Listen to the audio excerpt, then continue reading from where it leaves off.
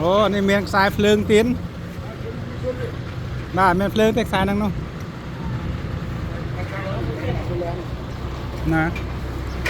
Anh em trong về bằng thằng ta được không?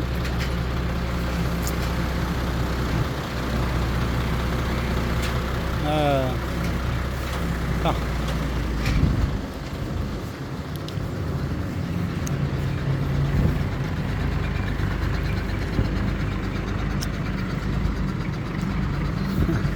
Tôi khao khoáng phê bằng mang ôn đại khoáng phê đời xa ta đặc rụp đi một chỗ rùa cho bằng mang ôn rụp cô rụp mấy tuột gì sai mà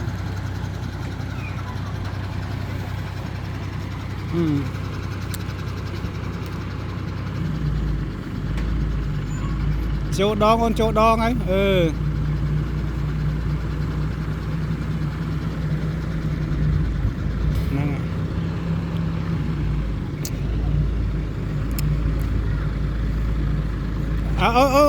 giờ chơi tua ổn giờ chơi rồi chơi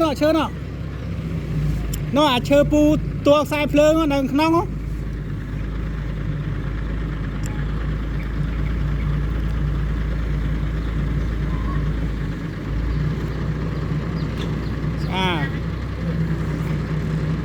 bọn chắc bên nào này lang lên đi món à này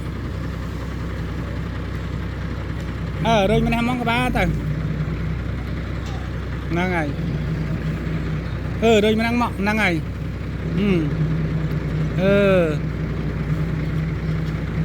năng ngày giờ thì lại đong thấy tao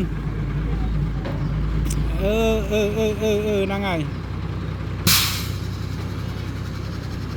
tôm nong đong thì lại đong ngô đong á mà ngô đong năng ngày